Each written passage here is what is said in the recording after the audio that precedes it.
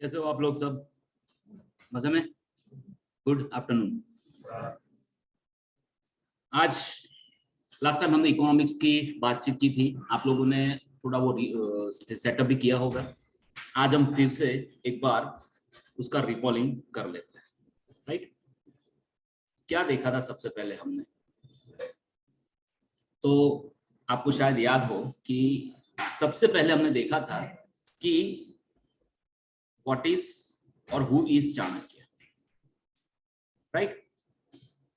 सबसे पहले हमने क्या देखा था?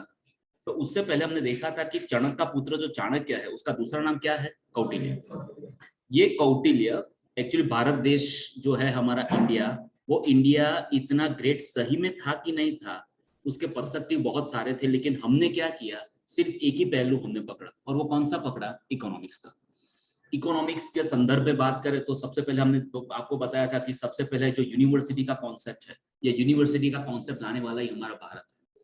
सबसे पहले आप जो है ना कुलपति, जिसको अब इंग्लिश में क्या कहते हैं, डीन, ये डीन का कॉन्सेप्ट जो लाने वाला वो भी कौन था? हमारा भारत। तो यूनिवर्सिटी और कॉलेज का बेसिक डिफरेंस मैंने आपको समझाया कि उसका डिफरेंस क्या होता है। उसके बाद हमने समझाया कि एक्चुअली यूनिवर्सिटी कौन है और किसको कहते हैं, व्हाट आर द यूनिवर्सिटी है। धीरे धीरे धीरे धीरे समय बीतता गया, समय के साथ साथ बहुत सारी चीजें बदलती गई। इसके बाद क्या हुआ? ब्रिटिशर्स आए, 150 साल तक हमको गुलाम रखा, है कि नहीं? और धीरे धीरे हमारे जो शस्त्र या जो भी हमारा अध्ययन था, जो भी हमारा सिलेबस था, जो भी हमारी पद्धति थी पढ़ाई की, वो डिस्ट्रॉय कर दी इन्होंने। इसके बाद फिर मैंने आपको समझाया चाणक्य क्या जो अलग अलग नीति सूत्र दिए है उसने रिलेटेड टू द इकोनॉमिक्स, उसमें मैंने एक ही समझाया और आपने समझे थे 4 फैक्टर ऑफ प्रोडक्शन वाले। कि वो लोग कहते थे कि आने वाले जमाने में, आने वाले टाइम में क्या रहेगा सबसे पहले, तो कि भाई कैपिटल की बोलबाला रहेगी। किसकी बोलबाला रहेगी? लेकिन चाणक्य ने बोला था कि कुछ भी हो जाए, यस, इसकी पद्धति कायम है और ये सिस्टम कायम रहेगी। और आप भी समझ रहे कि आज आप जमीन है आपके पास, है ना, वो आसमां मिला जमी को मिली, तो जमी जिसको मिली वो आसमान प्राप्त कर सकता है कि नहीं? क्योंकि बहुत सारे प्रोजेक्ट जो हमारा रेल रोड गया, जिसको बुलेट ट्रेन का प्रोजेक्ट बोलते हैं, है ना, हमारा एक्सप्रेस वे हम जो बोलते हैं, हर जगह आपने फाइंड किया कि करोड़ों रुपए की बोली लग रही है, और जो फार्मर की जमीन गई वो करोड़ रुपए उसमें एडजस्ट कर रहे हैं। समझो, समय धीरे धीरे धीरे धीरे साथ देने लगा, समय बीतता गया। उसके बाद इकोनॉमिक्स की जरूरत थी, है ना? क्या हुआ फिर? एडम स्मिथ आया, इंडस्ट्रियल रिवॉल्यूशन हुआ ब्रिटेन के अंदर, इंग्लैंड के अंदर। उन्होंने बताया हमारे पैसे से ही हमारे पास इंडस्ट्रियल रिवॉल्यूशन उन्होंने किया, है कि नहीं? और धीरे धीरे इंडस्ट्रियल रिवॉल्यूशन पूरे दुनिया में फैलता गया। और उस टाइम सब जगह पैसे की बोलबाला थी। उस टाइम ये जो एडम स्मिथ था उसको हम बिल्कुल बिल्कुल निग्लिजेंस नहीं करते। एडम स्मिथ ने वही कहा था कि जिसके पास क्या है? पैसा, पैसा, पैसा। क्या है? क्या है? पैसा, पैसा। जिसके पास पैसा है, अक्षय भाई का मैंने एग्जाम्पल दिया था कि कैटरीना बहन को समझाते हैं कि भाई उस रब से क्यों नहीं डरती है, Why you are not fearing of the gods, है कि नहीं? लेकिन फिर भी वो पैसा पैसा, और आज का युग भी हो गया है कि पैसा, जिसमें हर जगह you have to make a profit, profit बना, बात खत्म कर। उसके बाद धीरे धीरे धीरे धीरे इसकी सबसे बड़ी डेफिनेशन क्या थी? इसने सबसे ज्यादा इंपॉर्टेंस किसको दिया था? वेल्थ को, जो सही में इंपॉर्टेंस नहीं है ना। और वेल्थ बनाने वाला जो मैनकाइंड था उसको इनने क्या किया था? इग्नोर, ह्यूमन बीइंग को। इसकी डेफिनेशंस को हम कहते हैं क्लासिकल डेफिनेशंस, है कि नहीं? या दूसरी कौन सी डेफिनेशन बोलते हैं? वेल्थ।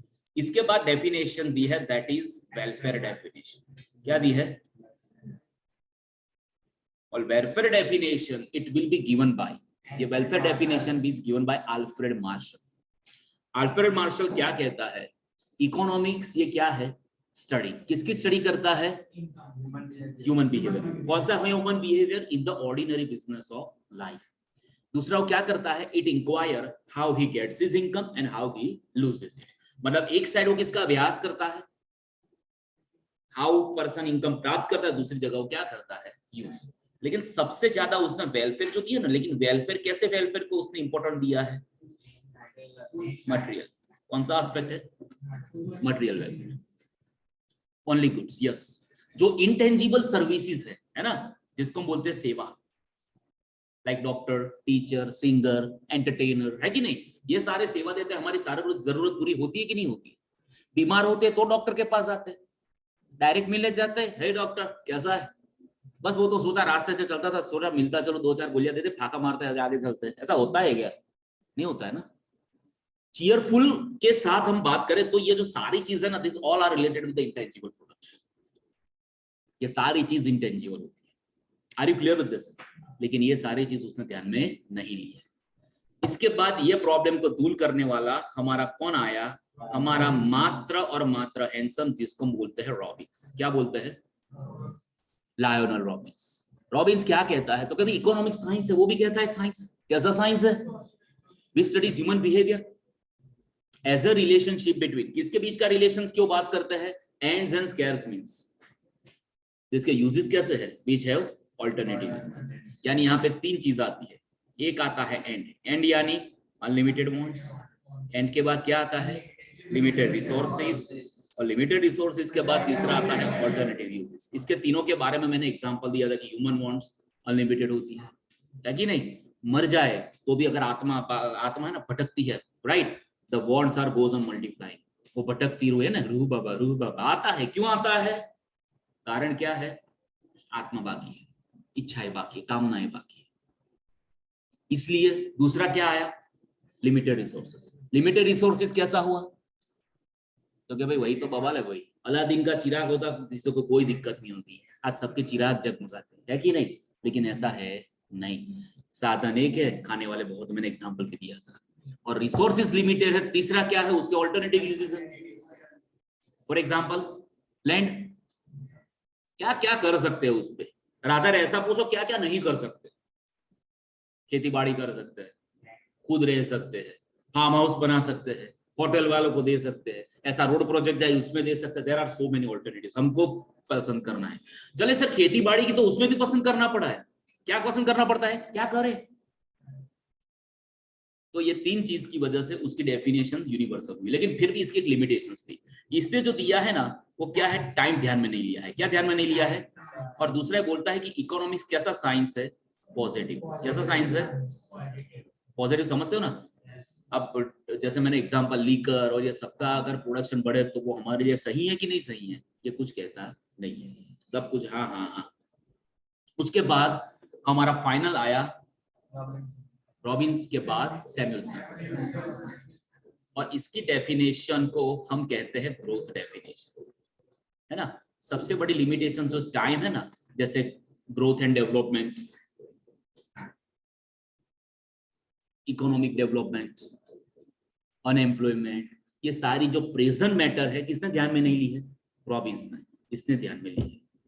और बाहर का कल्चर ही ऐसा है, मैं अच्छा हूं तो मुझे दूसरे को क्या कहना पड़ता है? खराब। और एक्चुअली ये बात है, इकोनॉमिक्स का जन्म ही यहां से होता है। कहां से? कहां से जन्म होता है? तो कि भाई अनलिमिटेड वांट्स को लिमिटेड रिसोर्सेज की मदद से, जिसके ऑल्टरनेटिव यूजेस है, उसको कैसे सेटिस्फाइड करे। इसलिए इसकी डेफिनेशन यूनिवर्सल है। इसका कारण क्या है? इसने इकोनॉमी का रूट पकड़ा है। क्या पकड़ा है? Are you clear with this?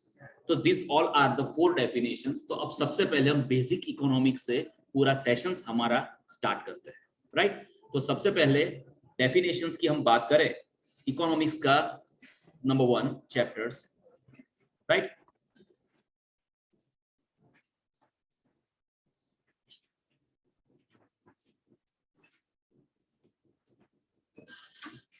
Now we are go through for line by line, है ना? तो लाइन बाय लाइन उसके बारे में देखेंगे। सबसे पहला, अब कॉमन आपको पूरा समझ में आएगा, इकोनॉमिक्स किसको कहते हैं? What is economics? तो कि इकोनॉमिक्स एक्चुअली कैसा साइंस है? देयर विल बी सोशल, समाज में रहने वाले लोगों का अभ्यास करता है। ये क्या समझाता है? हमारी इकोनॉमिक एक्टिविटीज ऑफ है। मैंने आपको भी बताया ना, 2 टाइप की एक्टिविटीज होती है, एक इकोनॉमिक और एक नॉन इकोनॉमिक, जिसको हम बोलते हैं आर्थिक और बिन आर्थिक। आर्थिक प्रवृत्ति किसको कहते हैं? 3 तरीके से आर्थिक प्रवृत्ति होती है। सबसे पहले बिजनेस, दूसरा प्रोफेशन, तीसरा नौकरी, एम्प्लॉयमेंट, है कि नहीं? कोई भी एक्टिविटी जिसका मतलब क्या होता है, ये एमसीक्यू के लिए अंडरलाइन करना, earning of the money and spending of the money is called the economic activity. इसको हम बोलते हैं आर्थिक प्रवृत्ति। पैसे कमा के क्या करना है, स्पेंड करना है कि नहीं। ऑलमोस्ट सारे पीपल, दुनिया के सारे लोग किसमें एंगेज्ड है, आपके वाला एंगेज नहीं है, इसमें एंगेज्ड है, economic sorry.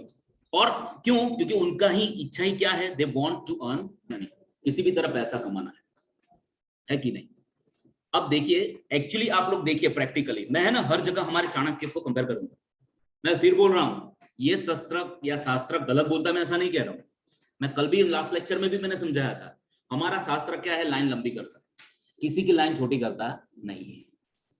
Main economic problem क्या है समाज का, कि जो भी रिसोर्सेज है ना, वो रिसोर्सेबल कैसे होने चाहिए, कंज्यूमेबल कमोडिटी। अल्टीमेटली क्या होता है, मेन इकोनॉमिक प्रॉब्लम के ट्रांसफॉर्म करना है सोसाइटी। ट्रांसफॉर्म यानी रूपांतर, किसका रूपांतर करना है, रिसोर्सेज का, संसाधन का, किसमें, consumable commodity by using productive technology.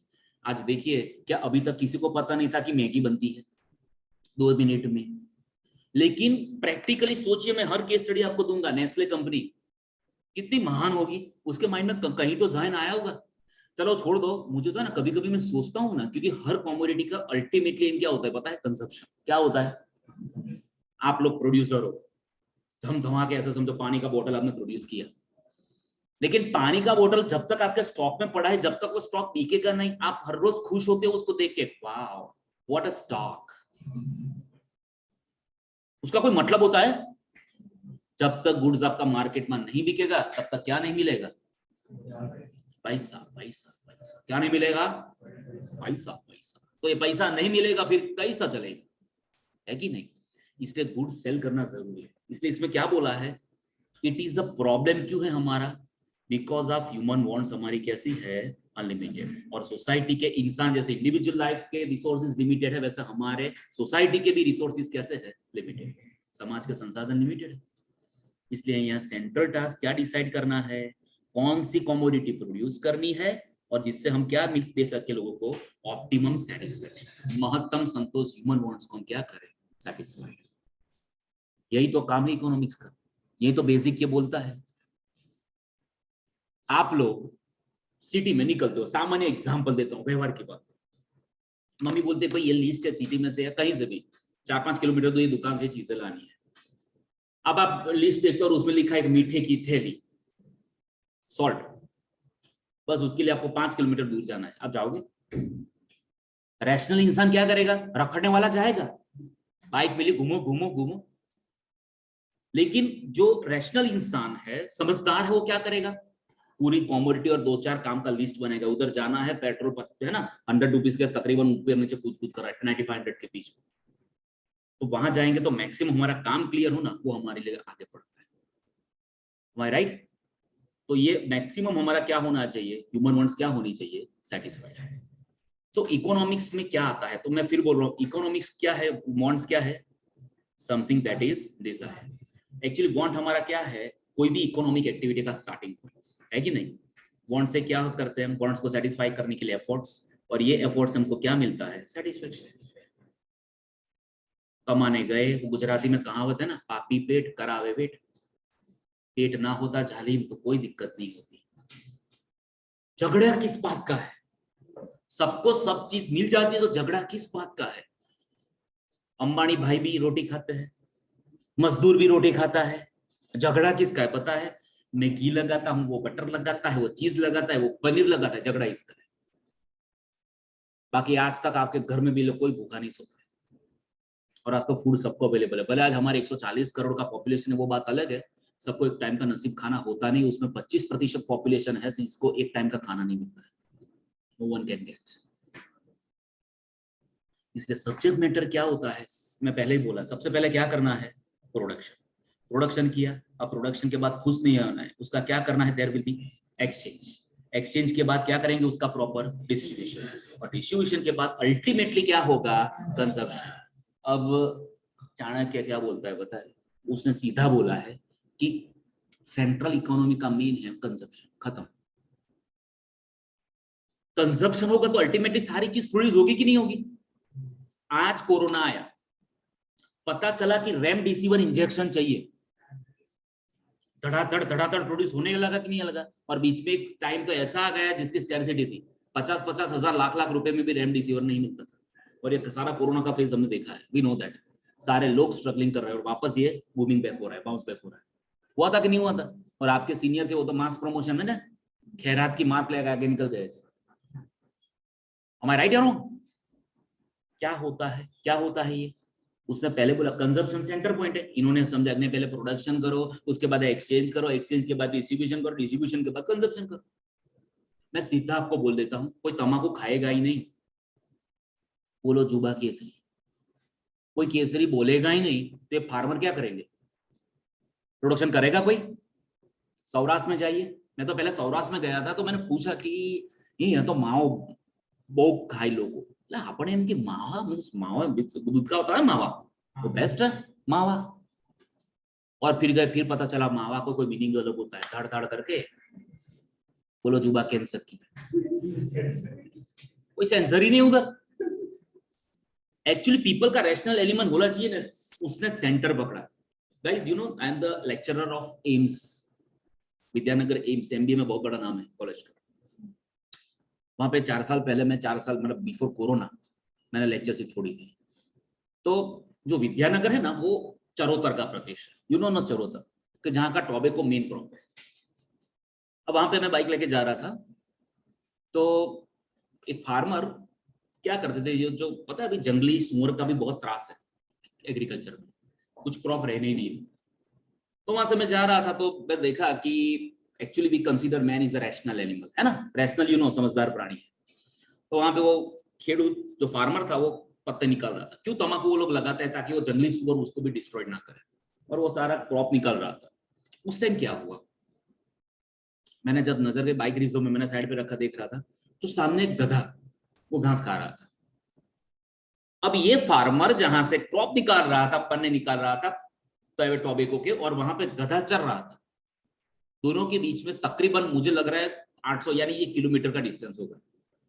मतलब what my intention, you know that ना, what the donkey says or donkey knows, the chewing of tobacco is injurious to health, but at the same time farmer, bolo juba, what we understood. Now you just tell me who is rational, donkey or man? Shall we call that man is a rational animal even though you find on gutka there are so many cancers, you know? I'm not advertisement from some gutkas, but understand my point of view. There are cancer people, you know, who is severely injured or suffering from the cancer. They have to, you just find such their, you know, photos on the gutkas, but still people doing that, and some famous personality are doing advertisement also. Bolo Juba Kesri, now one is Khan there, after Devgan is there, and right now Akshay is there. Even though Amitabh Bachchan also doing such kind of activities. My intention is what? We are rational or not? Chanakya क्या बोलता है पता है? कोई भी जगह कोई भी चीज का जो एडिक्शन है ना, एडिक्शन आप समझते हो, इंसान आदी हो चुका है ना, वो सारी चीज को फ्री कर दो। जैसे आपको पता है कि गुजरात में दारूबंदी है, लेकिन आपको ये भी जान के हैरानी होगी कि इंडिया में मैक्सिमम दारू कहां पे पिया जाता है? गुजरात में। It is true. मैं भी यही मत कहूं दारू फ्री कर दो, क्या फर्क पड़ता है? फ्री मतलब प्रतिबंध डालो, सरकार को तो इनकम होने ही वाली है, लेकिन साथों साथ क्या होगा? तो बंदगी में भी कमल कहां पे खिलता है? कीचड़। साधों में होता है ना। जो संस्कारी लोग होंगे, एथिक्स के स्टैंडर्ड इतने बनो कि सारी चीज है, but you understand what your ethics. अब यही उम्मीद कर दिया। कितनी बड़ी उसकी सोच थी, सोचो। सारी चीज होने के बावजूद भी अपने ऊपर जब कंट्रोल रखता है उसको इंसान बोलते हैं, क्योंकि वो रैशनल है, क्योंकि वो चीजें उसके लिए बनी, वो चीजों के लिए नहीं बना है। लेकिन आज तो पूरा माहौल उल्टा ही जा रहा है ना, क्योंकि उल्टा पड़ रहा है। मोबाइल ना हो तो फेफड़े बाहर आ जाते हैं। Am I right or wrong? तो उसने सबसे पहले क्या किया है? प्रोडक्शन। प्रोडक्शन का मतलब क्या होता है? Creation of goods and services, है कि नहीं? मतलब हम क्या करते हैं इसमें? Change the raw material into final goods. MCQ के लिए अंडरलाइन करना, प्रोडक्शन का मतलब क्या है, nothing but the creation of utility. Utility को हम बोलते हैं तुष्टि, संतोष। कोई भी चीज आप प्रोड्यूस करते हो वो फैक्टर एसेंशियल होता है, और ये सारे फैक्टर को हम 4 चीज में क्लासिफाइड करते हैं। मैंने सारी चीज आपको हाईलाइट कर दी। फैक्टर ऑफ प्रोडक्शन 4 होते हैं, land, labour, capital and organisation, है कि नहीं। दूसरा आता है टेक्नोलॉजी, तो आप भी पढ़ चुके हो 2 प्रकार की मेथड ऑफ प्रोडक्शन, ये भी मैंने बता दिया है कि नहीं। कौन कौन सी होती है। टेक्निक का मतलब क्या होता है, जिसमें आप इनपुट किसके साथ कंबाइन कर देते हो, एक यूनिट जो प्रोडक्ट प्रोड्यूस करते हो। जैसे कैपिटल, लेबर हम यूज करते हैं प्रोडक्शन प्रोसेस में, तो एक यूनिट कैपिटल का कंबाइन किया 2 यूनिट लेबर के साथ, तो ये क्या हुआ, 1:2 क्या हुआ, और इसको हम बोलते हैं टेक्निक ऑफ प्रोडक्शन। क्या कहते हैं, है कि नहीं। और इस ऐसा ही होता ना, कैपिटल और लेबर दोनों एक साथ ही होता है। देखिएगा इसमें फिर बोल रहा हूं, जितना ऑटोमेटिक मशीनरी आएगी पर इंसान की जरूरत पड़ेगी कि नहीं पड़ेगी। देखिए मैं आपको हमारे घर की बात कर रहा हूँ।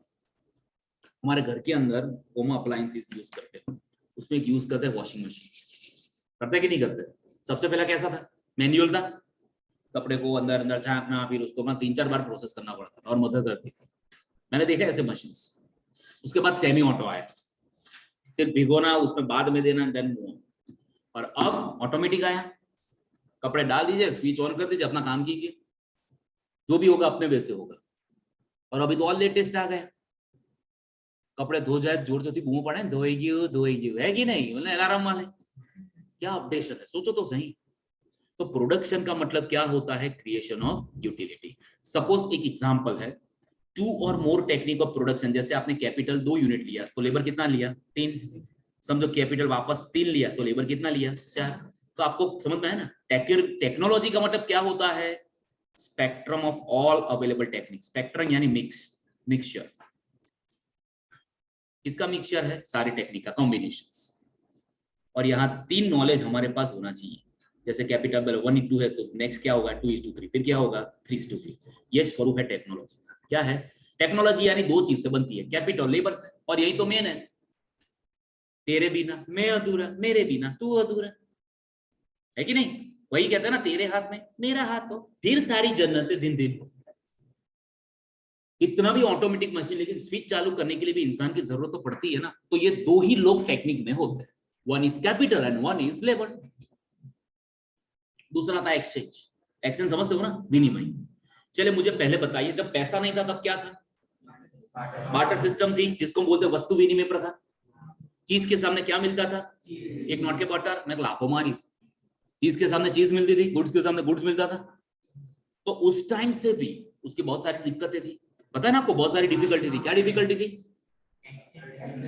बहुत सारा। मैं एक सादा में एग्जांपल दे देता हूँ, एकदम सिंपल भाषा में, 1 मिनट में खत्म करता हूँ। सबसे बड़ी दिक्कत ये थी, समझो कि मेरे पास भैंस है, अब मुझे 10 किलो गेहूं चाहिए।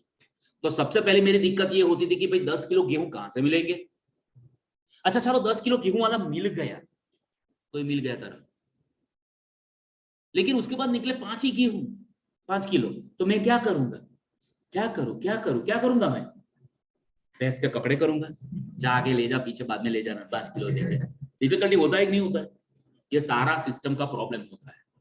तो ये सिस्टम को सॉल्व करने के लिए फिर पता है आपको मनी आया, है कि नहीं, मनी मार्केटिंग इकोनॉमी हुई। और आज क्या है, हर चीज की क्या देखने को मिलती है, हर चीज की क्या होती है, मुफ्त में मिलती है क्या, नाइस, दैट इज प्राइस। कोई चीज मुफ्त में मिलती नहीं है।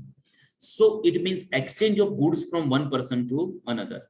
एक टाइम था जब गुड्स के सामने क्या एक्सचेंज होता था, गुड्स। इसको हम बोलते हैं बार्टर सिस्टम, बराबर। टू ओवरकम यानी सॉल्व करने के लिए क्या है, जो इनकन्वीनियंसेस थी, इनकन्वीनियंसेस यानी प्रतिकूलता, जो प्रतिकूलता थी उसको दूर करने के लिए बार्टर सिस्टम को किसने रिप्लेस कर दिया, मनी का इन्वेंटेड हुआ, इन्वेंटेड यानी फाइंड, उसकी शोध की गई। और आज क्या हुआ, गुड्स किसके सामने एक्सचेंज होता है, मनी के सामने। और उसमें भी एमसीक्यू के लिए अंडरलाइन करो, price is essential for the exchange of goods for money. Price ये सबसे जरूरी चीज है। कितने सारे लोग बबल में जाते हैं, हमारा चणक ने तो क्या बोला है, ये कुछ नहीं, अल्टीमेटली यही सबका एम है, इसके बगैर इकोनॉमी पॉसिबल ही नहीं है। डायरेक्ट ही बोल दिया, लेकिन लोगों ने पागल समझा। इन लोगों ने बड़ा चढ़ा के बोला, पहले प्रोडक्शन कीजिए, उसके बाद एक्सचेंज कीजिए, एक्सचेंज के बाद क्या आता है? डिस्ट्रीब्यूशन। डिस्ट्रीब्यूशन मतलब बांटना, है ना? डिस्ट्रीब्यूशन मतलब आप क्या शेयर करते हो? Income among the factor of production. अब आपको यही नहीं पता होगा फैक्टर ऑफ प्रोडक्शन होता है, आप 11 में पढ़ चुके हो, लेकिन फाउंडेशन में तो आपका बेसिक ही है ना। फैक्टर ऑफ प्रोडक्शन कितने होते हैं? There will be 4, land, labour, capital, entrepreneur. What they gets? Land gets rent, labour gets wages, capital get interest, and remaining whatever is known as the profit of entrepreneur। बराबर क्या नहीं? तो यहाँ पे क्या होगा? इनकम जो जनरेट कैसे होती है? By selling of this goods and services in the market. आप गुड्स एंड सर्विसेज मार्केट में बेचोगे, गुड्स बिकेगा, प्राइस मिलेगी, तो मैं कैपिटल का इंटरेस्ट, लेबर का वेजेस, लैंड का रेंट, जो भी होगा मैं पे करूंगा, उसके बाद जो बचेगा मेरा प्रॉफिट होगा। अब ये डिस्ट्रीब्यूशन जो होता है ना, ये डिस्ट्रीब्यूशन जो फैक्टर ऑफ प्रोडक्शन कैसे होगा? Rent, wages, interest and profit, है कि नहीं? इनकम ऐसे ही बिकती है ना। ऐसे डिस्ट्रीब्यूशन के दो टाइप होते हैं, माइक्रो एंड मैक्रो। माइक्रो का मतलब क्या होता है? जिसको हम क्या बोलते हैं? एकम लक्ष्य, स्मॉल लेवल पे। और मैक्रो यानी समग्र लक्ष्य या बृहद लक्ष्य। आप जो मेरी गुजराती बहुत डेंजर है, समझ रहे हो? समग्र लक्ष्य। माइक्रो डिस्ट्रीब्यूशन मींस क्या करते हो? तो इस मींस मैं कहता हूं pricing of factor of production, आप कितना देते हो। लेकिन ये हम क्या एक्सप्लेन करते हैं, खास अंडरलाइन करना एमसीक्यू के लिए, per unit of land is determined. Same way price per unit of labour and capital, ये सब कुछ हम बाद में डिस्कस करेंगे, है ना। इसके लिए बहुत सारी थियरी डेवलप हुई है, जैसे recording theory of rent, modern theory of rent, different wages theory, interest theory, ये सारी इंडिविजुअल लेवल समझाती है। माइक्रो का ऑलवेज मतलब याद रखो इंडिविजुअल, क्या कहते हैं उसको हम? व्यक्तिगत। पर लेबर पर वेजेस, कैपिटल पर interest, individual. Are you clear with this? तो मैक्रो किसको बोलते हैं? मैक्रो किसको कहते हैं? तो आप डिस्ट्रीब्यूशन क्या करते हो? Total national income among the total factor of production, है कि नहीं? मतलब whether the income distributed properly or not among the people in the society, जो समाज की इनकम है, वो इनकम आप प्रॉपर्ली सेल करते हो कि नहीं करते हो पूरे राष्ट्र के अंदर। तो ये जो चिंता करता है ना, ये चिंता को हम कहते हैं मैक्रो इकोनॉमिक्स। क्या कहते हैं? और मॉडर्न इकोनॉमिक्स ने इसके लिए भी बहुत सारे कॉन्सेप्ट डेवलप किए हैं, जैसे रोजगार, इनकम प्लानिंग और इंटरनेशनल ट्रेड। ये सब कुछ हम बाद में पढ़ेंगे। Are you clear with this? ये सारी थियरी, ये सारे टॉपिक समझा। बोलो। इतने घंटे के बाद फिर उन्होंने समझाया कि अब आता है कंजप्शन। तो क्या हमारा भाई गलत बोल रहा था? Consumption is the centre point of all economic activity, that's it. एक स्टेटमेंट में 10 स्टेटमेंट आ जाते। अब इन्होंने एलोबरेट किया, प्रोडक्शन कीजिए, ये कीजिए। अरे भाई आपकी डिमांड होगी, अल्टीमेटली चीज बनेगी। मुझे एक बात कीजिए, एक बात बताइए, एक मैं आपको सिंसियरली पूछता हूं, आज समाज में ऐसा वर्ग है जो वल्गर पिक्चर की डिमांड करता है, राइट? कोरोना आया, घर पे सब रहने थे, तो वेब सीरीज। और आज आपको भी पता है कि सिंगल मूवी ऐसी नहीं बनती है जो हम फैमिली के साथ एंटरटेन कर सके। am I right or wrong? Family के साथ बैठ सके ऐसी कोई मूवी है नहीं। सिंगल मूवी वो बहुत रेयर मूवी में बनती है, वो बात अलग है। आप जहां हिस्ट्री बेस्ड मूवी बनाते हैं उसमें भी लव सॉन्ग डालते हैं, और आइटम सॉन्ग तो एक परंपरा बन गई है, जरूरत नहीं है फिर भी। क्यों? लोग डिमांड करते तभी ना। क्यों उलाला उलाला आया? सही में डर्टी थी कि नहीं मूवी, पर फिर भी क्यों समाज डिमांड करता है? एक वर्ग है ऐसा, और उनको तो पैसे की पड़ी है। समाज का शील कहा जाए, कैरेक्टर कहा जाए, छोड़ दो उसको। उनका मेन एक ही एम है, किसी भी तरह यू हैव टू सेल। बात छोड़ो, इन्वेस्टमेंट कितना और कितना हो रहा है। कंजप्शन जरूरी, लेकिन कौन सी चीजों का कंजप्शन करना है सबसे पहले देखना पड़ता है। मैं एक बोतल दारू पी के जाओ घर पे ना, एक गणपत चल दारू ला। अब आप बेवड़े होके घर पे जाते हो तो आपका बिहेवियर, और 2 मिल्क की थैली पी के आप सेम रुपीज में जाते हो, दोनों में फर्क कितना पड़ता है।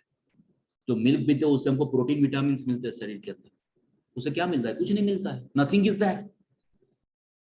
तो कंजप्शन समझ में आ रहा है ना? पहला क्या देखा? प्रोडक्शन। प्रोडक्शन के बाद दूसरा क्या देखा? एक्सचेंज। एक्सचेंज के बाद फिर क्या आता है? डिस्ट्रीब्यूशन। और डिस्ट्रीब्यूशन के बाद फिर आता है कंजप्शन। तो कंजप्शन मींस क्या है? गुड्स एंड सर्विसेज हम क्यों परचेस करते हैं? हमारी वांट क्या करने के लिए? सेटिस्फाई। इकोनॉमिक्स में कंजप्शन को हम क्या कहते हैं? Final purchase by an individual, है ना, जिसमें investment are not investment in some short यानी टाइप, थोड़ा ही प्रकार का इन्वेस्टमेंट होता है। दूसरे वर्ड में जब हम फूड परचेस करते हैं, क्लोथ परचेस करते हैं, एरोप्लेन टिकट, कार, कुछ भी है, ये सारा क्या है? कंजप्शन। काफी सारी चीजों का कंजप्शन तुरंत हो जाता है और काफी सारी चीजों का कब होता है? होले होले। सैंडविच ली तो उसका कंजप्शन कैसे हो जाएगा? भूख लगे तो खत्म। लेकिन बाइक ली तो आज किक मार के आए, क्लास में से घर पे गए, फिर बोलो अब तो खत्म, अब दूसरी, कल दूसरी नहीं, परसों तीसरी नहीं। फादर क्या बोलेगा? अब तू नया। तो काफी सारी चीजों का कंजप्शन हौले हौले होता है। कैसे होता है? उसके लाइफ लाइन होती है तब तक। मोबाइल फोन, पापा ने आईफोन दिलाया और 3 दिन के बाद बोलता अभी मजा नहीं, अब दूसरा दिला, तो आपका ऑप्शन ढूंढने के एवरी पर्सन, क्योंकि आप मांग क्या रहे हो? What you demanded. समझ रहे हो मैं क्या कह रहा हूं? कंजप्शन क्या है? फिर देखिए, the consumption of consumer destroy utility of the, utility यानी उपयोगिता। कौन सी गिता? जो उपयोगिता है ना, तुष्टिगुण आपकी भाषा में बोलूं तो, धीरे धीरे डिस्ट्रॉय होता है। और ये यूटिलिटी किसने क्रिएट की थी? प्रोड्यूसर ने। क्या करके? प्रोडक्शन। जैसे किसी ने घर परचेस किया रहने के लिए, तो उसको हम कंजप्शन बोलेंगे। लेकिन if they buy a house to rent out to someone else, उसने घर लिया लेकिन किसी को भाड़े पे दिया, तो इसको हम बोलेंगे इन्वेस्टमेंट। समझ में आ रहा है? मैं मेरे पर्पस के लिए गुड्स खरीदता हूं, लेकिन मैं यूज नहीं करता हूं, दूसरा यूज करता है। आपको पता है ना, कंज्यूमर और कस्टमर दोनों अलग अलग होते हैं।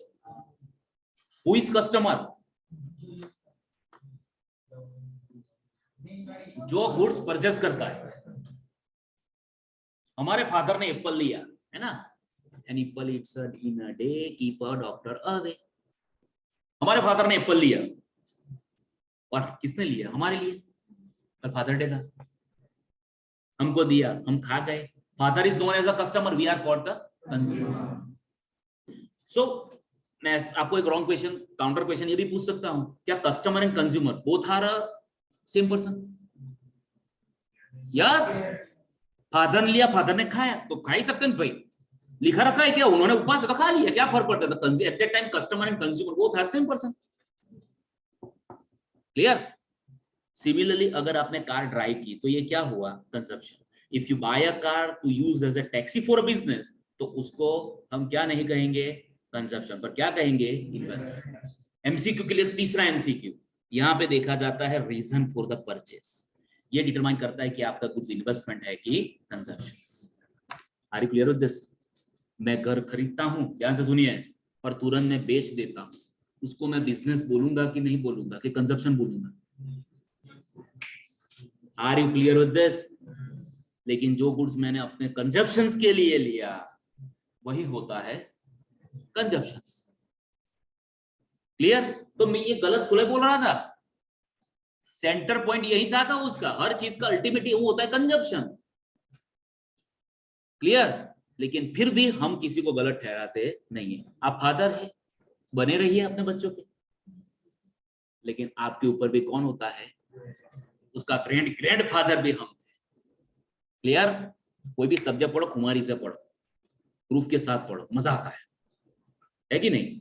इसके बाद आता है अब हमारा मेन, ये जो भूमिका थी, अब मेन जो हमारा हीरो स्टार्ट होता है कि ये गलत है और मैं सही। ऐसी चार डेफिनेशन है: wealth, welfare, scarcity and growth. अब आपको समझने में बहुत मजा आएगा। देखिए, सबसे पहले ये ऑलमोस्ट वेल्थ डेफिनेशन, ये किसने दी है? That will be given by J B Say and Adam Smith.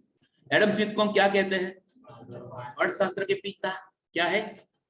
अब वो सही में था पिता, हमको नहीं पता है। उसने एक बुक लिखी थी, उसका नाम क्या है? उसके बुक का नाम ही देखो, an inquiry into the nature and causes of the wealth of nation. राष्ट्र की संपत्ति का स्वभाव और कारण का अभ्यास करने वाला शास्त्र, इसको हम क्या बोलते हैं? अर्थशास्त्र।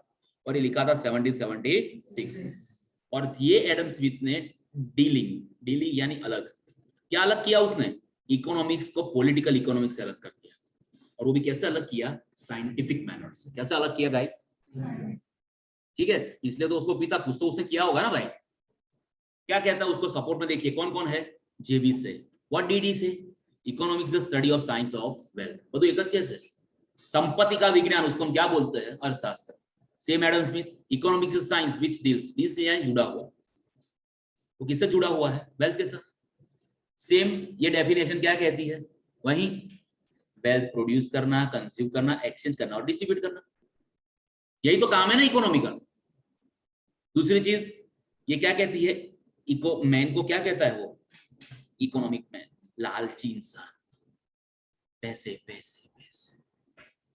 इकोनॉमिक्स किसका स्टडी करता है, सिर्फ वेल्थ। और ये डेफिनेशन सिर्फ किसके साथ जुड़ी हुई है, किसी भी तरह वेल्थ को क्या करना है, क्रिएट। और कौन सी वेल्थ ध्यान में ली है, सिर्फ भौतिक संपत्ति। क्या लिया ध्यान में, क्लियर।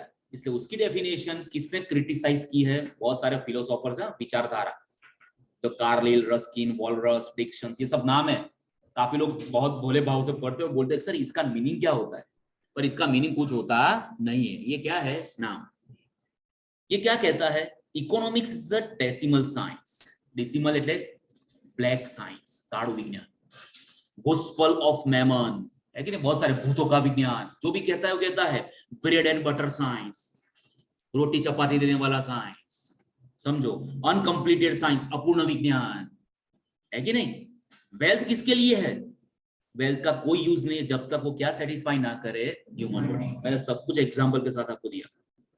आपकी बाइक की वैल्यू कब है, जब आप है, तो आपने तो उसकी वैल्यू नहीं है। दूसरा, ये डेफिनेशन सबसे ज्यादा इंपॉर्टेंस किसके ऊपर देती है, मैन और उसके वेलफेयर के ऊपर, ज्यादा इंपॉर्टेंस देती नहीं है। क्लियर। तो अब दूसरी definition I and that is called the welfare. यानी पहली जो हमने देखी है किसकी थी, वेल्थ, राइट। दूसरी जो आई वो कौन सी है, दैट इज वेलफेयर। वेलफेयर इसको हम क्या बोलते हैं, मैं आपके लिए गुजराती वर्ड इसलिए दिख रहा हूँ, मैक्सिमम पीपल गुजराती मीडियम से, तो समझ में ना आए तो आप जरा गुजराती मीनिंग लिख लीजिए, कोई दिक्कत नहीं है। बाकी मुझे भी गुजराती लिखने में दिक्कत तो होती ही है कि नहीं। देखिए आप मेरे गुजराती रीडिंग राइटिंग कभी देखे ऐसे, कभी नहीं देखे होंगे। ये डेफिनेशन हमारे कौन से हैंडसम ने दी है, अल्फ्रेड मार्शल, है ना। और उसने फेमस बुक लिखी थी प्रिंसिपल ऑफ इकोनॉमिक्स। देखा कितना प्यार मोहब्बत से नाम दिया है, छोटा नाम। दूसरा उसका बुक का नाम क्या है, प्रिंसिपल ऑफ पॉलिटिकल इकोनॉमी, 1870। ऊपर किसने, ऊपर जो लिखी थी कौन से साल में थी, यानी 1870। गाइस अंडरस्टैंड करो कितने सालों के बाद इसने डेफिनेशन दी। यानी एडम स्मिथ के बाद बहुत सालों तक तो कोई ऐसा वीरत्व हुआ ही नहीं तो डेफिनेशन दे आपको। वो क्या कहता है, देखिए इकोनॉमिक्स किसका स्टडी करता है, मैनकाइंड। मैनकाइंड यानी मानव जात। कौन सी मानव जात का, जो ऑर्डिनरी क्या जीते हैं, बिजनेस ऑफ लाइफ, सामान्य धंधा की जीवन जो जीते हैं। वो क्या एग्जाम में पार करते हैं, इंडिविजुअल और सामाजिक जीवन का, कि क्या प्राप्त करना है, मटेरियल वेलबींग, देखिए नहीं। यानी मार्शल की डेफिनेशन कहती है कि इकोनॉमिक्स एक साइड किसका स्टडी करता है, वेल्थ, और दूसरी साइड किसका स्टडी करता है, वेलफेयर ऑफ द, इंसान की कल्याणकारी योजना। यानी ये डेफिनेशन कहता है इकोनॉमिक्स कैसा साइंस है, सोशल। और इसने दो टाइप की कैटेगरी हमको समझाई, क्या दी है, दो टाइप के गुड्स होते हैं, मटेरियल और एक इमटेरियल। मटेरियल म्हणजे भौतिक, है ना, जिसको देख सकते हैं, टच मी कर सकते हैं, है ना, यस। और दूसरा है इमटेरियल, जिसको हम क्या बोलते हैं, अभौतिक, services. Very good. Alfred Marshall क्या कहता है, इकोनॉमिक्स कोई ऐसा कोई साइंस नहीं, पर कैसा साइंस है, नॉर्मल। और उसमें सबसे ज्यादा प्रायोरिटी जो उसने एडम स्मिथ ने बोली थी ना, वो प्रायोरिटी उसने चेंज कर दी। प्रायोरिटी यानी अग्रिमता, एमसीक्यू के लिए अंडरलाइन करना। सबसे ज्यादा प्रायोरिटी किसको दी है, वेलफेयर ऑफ मैन, इंसान की कल्याण। और सेकेंडरी प्रायोरिटी दी है, लेकिन सेकेंडरी यानी गौण, है ना। सेकेंडरी प्रायोरिटी किसको दी है, वेलफेयर। वैसे में भी आप लोग देखो ना गाइस, पढ़ने में भी सबसे पहले कौन सा आता है, प्राइमरी, और उसके बाद कौन सा आता है, सेकेंडरी। मार्शल ने दूसरा क्या किया है, एनहेंस यानी बढ़ा दिया है इंसान का स्टेटस, है ना। इकोनॉमिक मैन से कहां पे ले गया, सोशल में। एडम स्मिथ बोलता था ना, इंसान लालची होता है, पैसा पैसा देखता है। ये क्या कहता है, इंसान समाज में रहता है, तो सामाजिकता उसके में सहज होती है। इसलिए इकोनॉमिक गुड सिर्फ मटेरियल गुड से रिलेटेड नहीं है। दूसरा वो क्या प्रमोट करता है, ह्यूमन वेलफेयर, क्या बढ़ाता है, राइट। लेकिन मुझे ऑब्वियसली मुझे अपना मत रखना है, तो दूसरे को मुझे क्या करना पड़ेगा, खराब कहना ही पड़ेगा। अब इधर हमारा रॉबिन्स, लायोनल, उसने ये ग्राउंड्स का मतलब होता है कारण, हाँ, वो नीचे जो कारण दिए है ना, उसके लिए उसकी पूरी लिमिटेशंस जो क्रिटिसिज्म्स है ना, उसकी क्रिटिसाइज की है। क्या कहता है सबसे पहले रॉबिन्स, क्या कहता है, इकोनॉमिक डेफिनेशन पूरी इनकम्प्लीट है। कैसी है, क्यों इनकम्प्लीट है, क्योंकि उसने इकोनॉमिक्स में सिर्फ वेलफेयर ध्यान में लिया है, पर कैसा वेलफेयर वो कुछ बोला नहीं, सिर्फ मटेरियल वेलफेयर बोला है। और इंसान आप लोग देखिए, पैसा है आपके पास तो सब कुछ आपको चाहिए वैसा है, पैसा नहीं है तो फिर आप बोलोगे क्यों ऐसा है। सब पैसे की बोल और झूठे का मुंह काला। दूसरा क्या बोलता है रॉबिन्स, इकोनॉमिक्स न्यूट्रल है। न्यूट्रल समझते हो ना, इसके बीच में, जरूरत के बीच में, एंड्स यानी जरूरत है कि नहीं। आप लोग बाइक चलाते हो ना, तो कार या कुछ भी, तो उसमें गियर आता है। अब तो ऑटोमेटिक भी आ गए, लेकिन एक बार गियर तो आपको लगाना पड़ता है, बाद में गाड़ी अपने आप चलती है। जब तक गियर में गाड़ी नहीं डालोगे, न्यूट्रल में कोई गाड़ी आके चलेगी, पॉसिबल ही नहीं है। तीसरा, रॉबिन्स ऐसा कहता है कि इकोनॉमिक्स, इसने जो डेफिनेशन दी वो सिर्फ डिस्क्राइबर है। क्या है? डिस्क्राइबर समझते हो ना, सिर्फ वो वर्णनात्मक है। क्या है? इसलिए मार्शल ने ये बहुत सारी मेथड जो है ना, जो ह्यूमन वेलफेयर प्रमोट नहीं करती है, वो सारी चीज उसने क्या की है, निगलेक्ट। लेकिन ये सारा गुड्स आप देखते हो ना, प्रोड्यूस होता है, एक्सचेंज, और क्या होता है, कंज्यूम। तो यही सारी चीज किसमें आती है, that will B comes under the point of subject matter. जैसे एग्जांपल मैंने बोला था ना, सिगरेट एंड अल्कोहलिक प्रोडक्ट। अब इसका अगर प्रोडक्शन बढ़ेगा तो आपको लगता है कि ये समाज के लिए अच्छा है? नहीं। ये स्कैरसिटी, ये क्रिटिसिज्म्स को दूर करने के लिए तीसरी डेफिनेशन हमारे किसने दी है, स्कैरसिटी डेफिनेशन, जिसको हम बोलते हैं रॉबिन्स। क्या बोलते हैं? ये डेफिनेशन लॉयल, सबने अपनी बुक लिखी है famous, an essay on the nature and significance of economic science. इसने भी कितना बड़ा नाम दिया, 1932 में। जरा गैप तो देखिए आप लोग। जो हमारा मार्शल था, वो मार्शल का साल कौन सा था, 1776। उसके आगे हमारा जो एडम स्मिथ था, उसके आप यस, मतलब कितने सालों के बाद ये लोग स्टडी करते हैं, फिर इनको लगता है कि ये इसमें प्रॉब्लम है। लेकिन ये सारा प्रॉब्लम तो ऑलरेडी पहले मेंशन हो चुका है। प्रॉब्लम क्यों हमको ये लगता है अभी पता है, क्योंकि हम नया पढ़ते, क्योंकि हमारी हिस्ट्री हमको पता नहीं, वी डोंट नो। आप बोलोगे सर ऐसा थोड़े होता है, हमारी, आप तो हर लेक्चर में ऐसा बोलते हो हिस्ट्री हिस्ट्री हिस्ट्री, पर बेटा हमारे पास सही में ये सारी चीजें, एक बार आप पढ़ोगे ना, स्टडी करोगे ना एक्स्ट्रा, तो आपको तुरंत पता चलेगा। You know that. आज एमसीक्यू किसके हो रहे हैं, तो इसके एमसीक्यू गूगल पे आप सर्च करो, मिल जाएंगे। पर हमारे शास्त्र का जो रिलेटेड है इससे, वो नहीं मिलता है। आप बड़ी चीज स्टडी करोगे तो छोटी चीज अपने आप आएगी कि नहीं आएगी। मुझे एक बार साइकिल चलाना आ गया, फिर बाद में मैं ब्रेक और वो सब मुझे नहीं पता, लेकिन एक बार साइकिल पे बैलेंस करना अगर साइकिल चलाना आ गया, फिर ब्रेक ब्रेक अपने आप मैनेज हो जाएगा कि नहीं हो जाएगा, हो जाएगा कि नहीं हो जाएगा।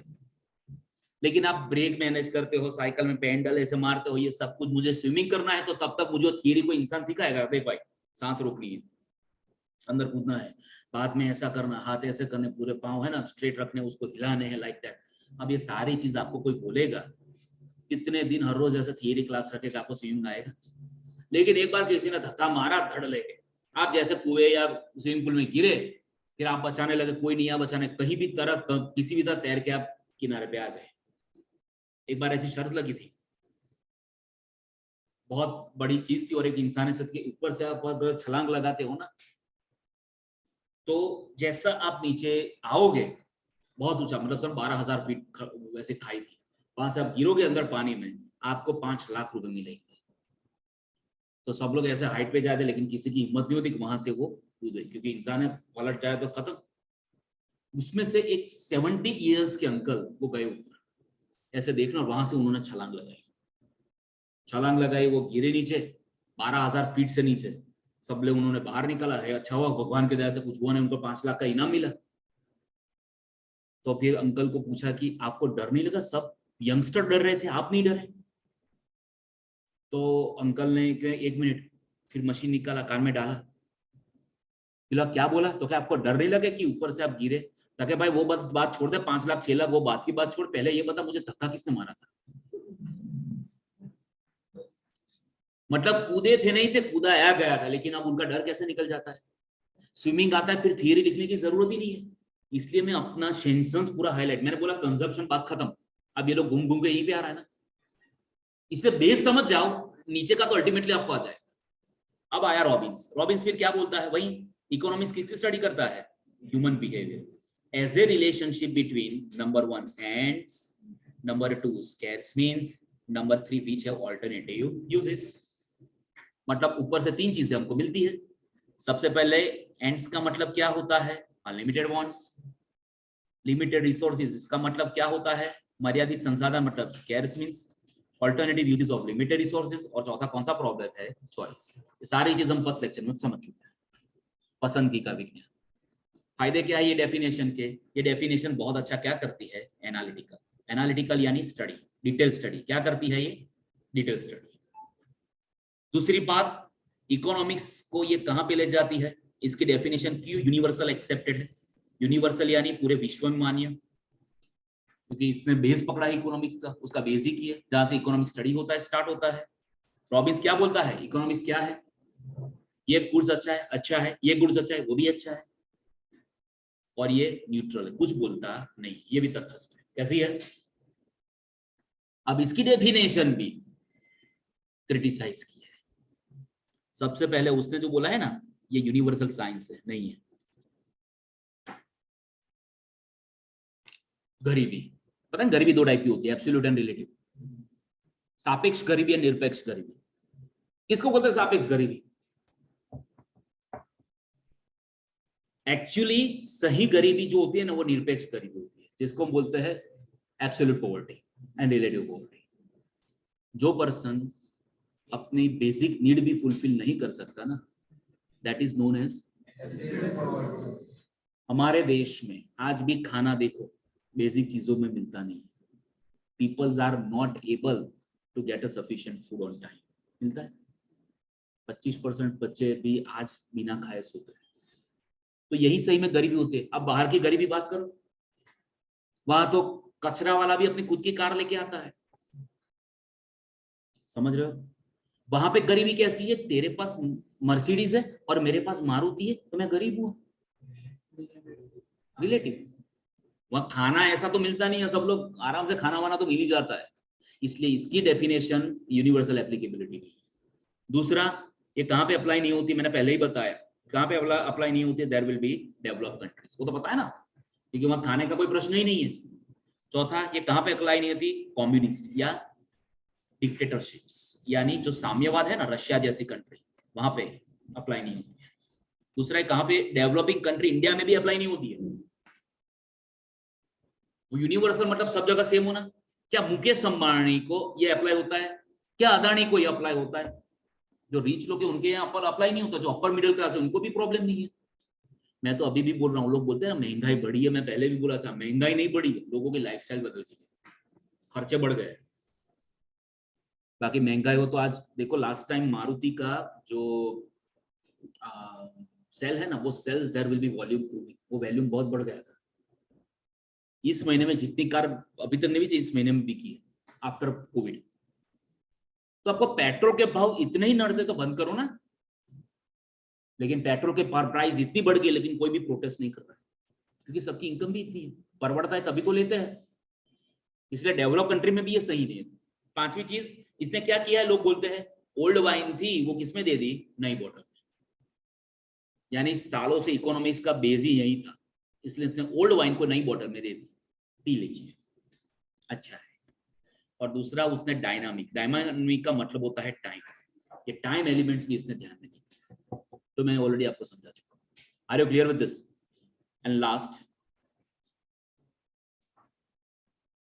जो कौन सी है, दैट इज ग्रोथ डेफिनेशन। कौन सी डेफिनेशन है? अब ये ग्रोथ डेफिनेशन यानी आपको समझ में आया बेटा? मैं फिर से आपको बोल देता हूं, जो डेफिनेशन हमने देखी थी एडम स्मिथ की, उसको हम कौन सी डेफिनेशन बोलते हैं? वेल्थ, और दूसरा वेरी गुड, क्लासिकल। उसके बाद जो हमारा आया अल्फ्रेड मार्शल, यस, उसको हम बोलते हैं वेलफेयर डेफिनेशन, और वो है नियो क्लासिकल। उसके बाद आया हमारा लायोनल रॉबिन्स, और उसकी जो डेफिनेशन है उसको हम बोलते हैं स्कैरसिटी डेफिनेशन, राइट? यानी कि हकारात्मक science, that is for the positive. अब इसकी लिमिटेशंस से इसकी डेफिनेशन बनी, इसकी लिमिटेशन से इसकी बनी। अब इसकी लिमिटेशन से किसकी बनी? इसकी। अच्छा है किसी और नहीं आया कोई, वरना और 5-6 डेफिनेशन आपको करेक्ट करने को मिलती है। अब जो टाइम फैक्टर इसने ध्यान में नहीं लिया था ना, किसने? रॉबिन्स ने। ये इसने ध्यान में लिया, किसने? सैमुअल्सन ने। और इसके साथ केन्स भी शामिल है, याद रखिए। इसलिए इसकी डेफिनेशन को हम क्या नाम देते हैं? Growth definition. क्या नाम देते हैं? This definition was given by, underline करो, J.M. Keynes and P.A. Samuelson, यानी पॉल सैमुअल्सन। समझो, अब उसके लिए सैमुअलसन एक बुक लिखी थी, उसका नाम कितना है जोरदार, एन इंट्रोडक्टरी एनालिसिस 1948। सैमुअलसन की हिस्ट्री पढ़ना, जरा उसके बुक का ईयर देखो, इंडिया आजाद हुआ था ना, उसके बाद उसने बुक लिखी है, समझ रहे हो। बहुत सारी चीजों के जो चरक संहिता है ना हमारी, उसका एक बहुत बड़ा फॉलोअर्स है, टू फाइंड दैट। क्या कहता है, अब ध्यान से सुनिए इसकी डेफिनेशंस, आपको याद रखनी है। इकोनॉमिक्स इज द स्टडी, सुनिए वो क्या क्या कहता है, ऐसा लगता है कि पूरा कवर ही कर लिया इसने। इकोनॉमिक्स किसका स्टडी करता है, number 1, how man and society choose, है ना, समाज और व्यक्ति पसंद करता है, और without the use of money, पैसे के बगैर क्या करना, यहां number 2, to employ the scarce productive resources, जो मर्यादित संसाधन है ना, उसका अच्छी तरह से उपयोग करना, जिसके यूज कैसे है, ऑल्टरनेटिव यूजेस, है ना, तो क्या प्रोड्यूस करते हैं, वेरियस कमोडिटी ओवर टाइम, फिर उसको क्या करते हैं, डिस्ट्रीब्यूट, किसमें डिस्ट्रीब्यूट करते हैं, कंजप्शन नाउ और in future among various person and group in the society, समाज के अंदर जो अलग अलग ग्रुप है और इंडिविजुअल है, उसके बीच में ये सारी चीज हम जो डिस्ट्रीब्यूट करते हैं ना, उसको हम बोलते हैं, क्या बोलते हैं हम, क्या बोलते हैं उसको, यस। अगर ये एनालिसिस कॉस्ट एंड बेनिफिट से ऑब्वियसली हमारा क्या सुधरता है, that is resources, the cost of benefit improving pattern resources और यूज ऑफ एलोकेशन। आप जो भी संसाधन उपयोग करते हो ना, उसको समाज में कैसे बांटते हो वो जरूरी है। आज क्या समाज में देखने को मिलता है, 2% लोग जो होते हैं ना, कौन से लोग, उसके पास समाज की 80% से ज्यादा वेल्थ है, और बाकी के जो 98% है ना, उसके समाज की हार्डली 10 से 15% वेल्थ उनके पास है। क्यों ऐसा, कभी किसी ने सोचा है क्यों ऐसा? इसके लिए एक रीजन क्या है पता है आपको, एक सर्वे हुआ था स्विट्जरलैंड के अंदर, that why in the nations or in the world there are 2% only people among the less than 2%, rather we can say that, possess such kind of luxurious goods. पानी मांगोगे तो खीर देंगे, ऐसे लाइफ जी रहे, born with the diamond spoon, golden तो बोलो ही मत। दुनिया में क्यों ऐसा होता है, और रिमेनिंग जो 98% से ज्यादा लोग हैं, मैं फिर बोल रहा हूं 2% से बहुत कम लोग हैं ऐसे, 98% से कम लोग जो होते हैं वो दुनिया के अंदर जो इच्छा करते हो मिलता नहीं है, not a single things there is. क्यों ऐसा होता है? तो सर्वे चला सालों तक, रिजल्ट आया, रिजल्ट में क्या आया पता है, हम लोग जो यूज करते हैं, क्या यूज करते हैं, तो कि जनरली हम बात करें कि पैसा कमाने के लिए जो हम टेक्निक यूज करते हैं ना, वो टेक्निक सिर्फ 2% होती है। मतलब कैसे पैसा कमाते हैं, वी यूज अवर हेड। जो 2% लोग हैं ना, वो दुनिया में पैसा कमाने के लिए गले के ऊपर के भाग का यूज करते हैं, यानी अपने ब्रेन का। सिंपल सा फंडा है। और 98% से ज्यादा लोग पैसा कमाने के लिए, अपनी सर्वाइवल करने के लिए वो किसका यूज करते थे, तो गले के नीचे के पार्ट का, यानी पूरी जिंदगी हाथ पैर हिलाते थे। And the life was go on, just pass on. This is the simple फंडा। इसलिए रिसोर्सेज में क्या होता है, अगर अनइवन डिस्ट्रीब्यूशन होगा ना, क्या होगा, तो क्या होगा, रिच बिकम मोर रिचर।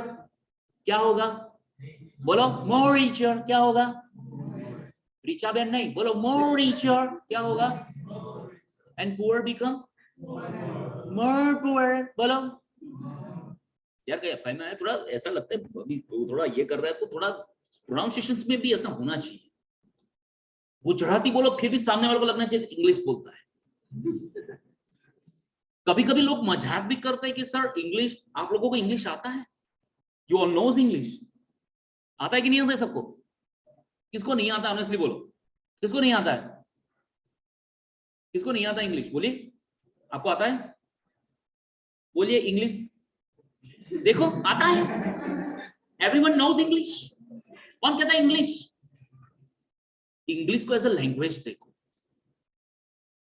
कोई भी चीज लैंग्वेज, एक बात बोलो, कोई भी लैंग्वेज हमको क्यों नहीं आती, सिर्फ 2 मिनट आपको हाईलाइट कर देता हूं। आप समझो गुजराती मीडियम में कितने लोग पढ़े, मैक्सिमम लोग गुजराती मीडियम में कितने लोग पढ़े, रेज द हैंड। गलती के गुनाह नहीं किया है हम लोगों ने। Okay, Hindi medium, Marathi medium, English medium, right. पर गाइस मुझे कहिए फिर भी sometimes the people who studied throughout the English medium, you also might face a difficulty, to speak English fluently. Am I right or wrong? Why you such kind of difficulty? क्योंकि क्या पता है आपको गुजराती भी घर में बोलते गुजराती आराम से हम लोग बोल लेते हैं, क्योंकि उसका जो ग्रामर होता है ना, वो ग्रामर हम किसी भी लैंग्वेज का अच्छी तरह से सीखते ही नहीं है. अब गुजराती में बोलू मंद क्रांता सीखा है तो दिमाग में तुरंत आता है Chandrakanta is there. What is Mandakranta? I don't know. Am I right or wrong? Simple past tense को लेकर अगर मैं वही में कंटिन्यूस प्रेजेंट टेंस में बात बोलूं तो तुरंत पता चलेगा सर आई नो एवरीथिंग. पर एक्चुअली वो कहते हैं ना सारी चीजें इंग्लिश में समझाते हैं, फिर बाद में काफी सारी नोटे मजाक भी करते हैं, सर सब कुछ समझ में आया. तो हम पूछते हैं ना तो बोलते हैं सर समझ में नहीं, एक नोट ऐसी थी समझ में नहीं आया पर सर मजा आया. देखो वाह, यहाँ मजा लेने के लिए हम लोग आते हैं. Very good. अब एक्चुअली क्या है मेन हमारा ये डेफिनेशन का मेन पॉइंट्स क्या कहता है, सुनिए ये रिश्ता क्या कहलाता है. लाइक स्कैरसिटी डेफिनेशन, इससे भी क्या बोला है अनलिमिटेड वांट्स है, लेकिन रिसोर्सेज कैसे है लिमिटेड, और उसके यूजेस भी कैसा है. सबसे पहली बात गाइस किसी की डेफिनेशन याद रखने की जरूरत नहीं है, राइट. दूसरी बात सैमुएल्सन क्या कहता है, जो प्रॉब्लम है ना आपकी भाषा में बोलूं प्रॉब्लम, क्या बोलूं तो प्रॉब्लम जो है स्कैरसिटी रिसोर्सेज, वो एक्चुअली किसके साथ जुड़ा हुआ है, नहीं प्रेजेंट के साथ जुड़ा हुआ नहीं है, but it also related with the future नहीं क्या है फ्यूचर. और ये कॉन्सेप्ट इंट्रोड्यूस उसमें क्या इंट्रोड्यूस किया, एमसीक्यू को अंडरलाइन करो, it will be introduce by time elements. क्या इंट्रोड्यूस किया इसने, इसलिए तो उसकी डेफिनेशन को डायनामिक किया, क्या बोलते हैं ग्रोथ डेफिनेशन. दूसरा ये डायनामिक अप्रोच क्या स्टडी करता है, अंडरलाइन करो, उसने क्या ध्यान में लिया इकोनॉमिक ग्रोथ, जो क्या है इंटीग्रल पार्ट, इंटीग्रल यानी मेन पार्ट क्या है. और ये डेफिनेशन मार्शल की वेलफेयर डेफिनेशन और रॉबिन्स की स्कैरसिटी डेफिनेशन भी इसमें क्या करती है includes. Are you clear with this.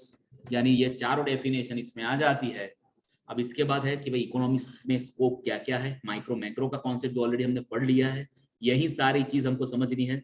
इसके बाद इकोनॉमिक्स में क्या क्या स्कोप हम पढ़ते हैं सिर्फ हाईलाइट्स है, माइक्रो में कौन कौन से स्कोप है यही सारी हाईलाइट्स है. और ये जो मेन पार्ट हो जाएगा ना यहाँ तक तो 50% हमारा सिलेबस कंप्लीट हो जाएगा. और उसके बाद फिर जो बेसिक चीजें है इकोनॉमिक साइंस है या आर्ट है, और उसके बाद बेसिक जो चीज है कि वो प्रोफेशन है कि नहीं है, साइंस है तो कैसा है, उसकी सारी मेथड कौन सी है, ये सारी चीज हम पढ़ेंगे. सेंट्रल प्रॉब्लम इकोनॉमिक्स का क्या है ये होगा ना सेंट्रल प्रॉब्लम तक, तब तक हमारा 60% चैप्टर खत्म हो जाएगा. कितना होगा, और बाकी बेसिक कॉन्सेप्ट पढ़ेंगे तो 40, यानी ऑलमोस्ट नेक्स्ट लेक्चर में हमारा 30% चैप्टर कंप्लीट होगा. आज 15% कंप्लीट हो गया. आशा रखता हूं सबको समझ में आया होगा ऑनलाइन, राइट. तो यहाँ पे आज हमारा लेक्चर हम स्टॉप करते हैं.